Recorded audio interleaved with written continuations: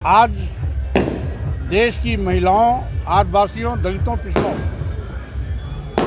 को सम्मान दिलाने के लिए अगर आवाज़ उठी है तो पूरा देश एक साथ खड़ा है। साथ ही साथ कुछ चंद मुट्ठीभर लोग जो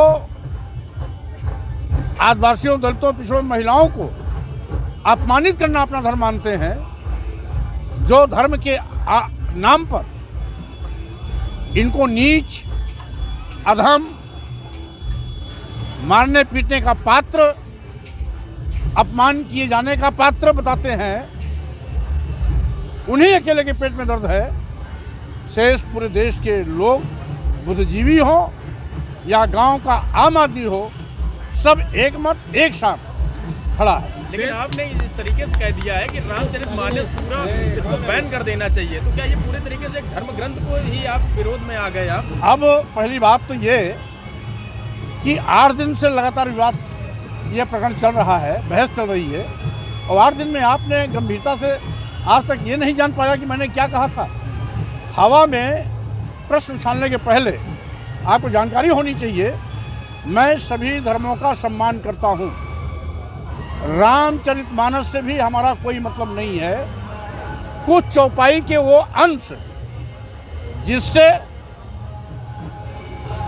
इस देश के शूद्र समाज में आने वाली जातियों को जाति सूचक शब्दों का प्रयोग कर नीच कहा गया, अधम कहा गया, शूद्रों को, महिलाओं को मारने पीटने, प्रताड़ित किए जाने का पात्र बताया गया। शूद्र कितना भी विद्वान, पढ़ा लिखा और कितना बड़ा ज्ञाता क्यों न हो, उसका सम्मान नहीं करना चाहिए। ये कहाँ का न्याय है? बड़े बड़े संत महात्माओं का कहना है कि जिस तरह स्वामी प्रसाद मौर्य जो है वो राजनीतिज्ञ है, उनको राजनीति पे बात करनी चाहिए, धर्म पर बात नहीं करनी चाहिए। मतलब हमने तो पहले ही कहा, मैं सभी धर्मों का सम्मान करता हूँ, लेकिन गाली देना धर्म नहीं हो सकता। किसी को अपमानित करना धर्म नहीं है। धर्म मानव कल्याण और मानव सशक्तिकरण के लिए होता है।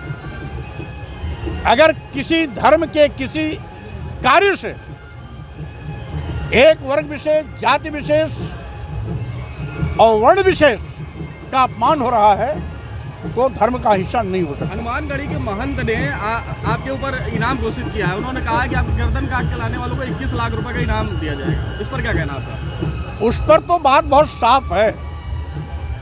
हमने तो किताबों में पढ़ा था, साधु, संत, महात्मा, धर्माचार्य, पहले तो इनको कभी गुस्सा आता ही नहीं।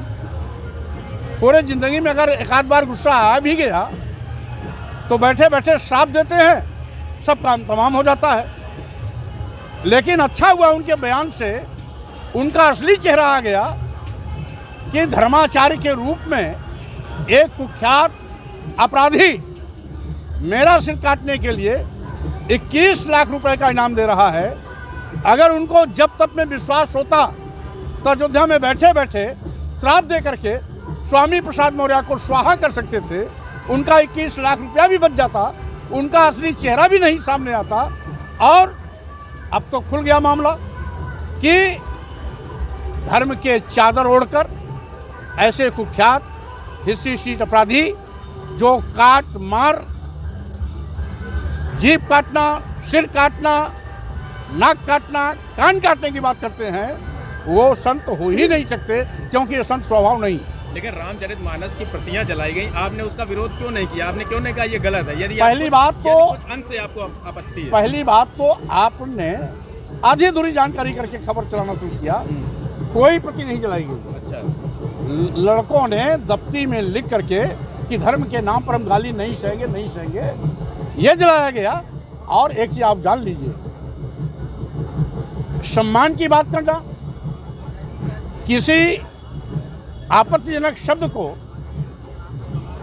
बैन करना या बाहर निकालना या संशोधन करना की मांग करना, कानूनी तौर से अपराध नहीं है। आप एक देश के बड़े धर्म ग्रंथ के खिलाफ बयानबाजी कर रहे हैं, तो आगामी आने वाले सांसदीय के चुनाव में क्या समाजवादी पार्टी को इसका नुकसान झेलना पड़ सकता है? भाई धर्म ग्रंथ, फिर बार बार आप धर्म ग्रंथ चलाते हैं।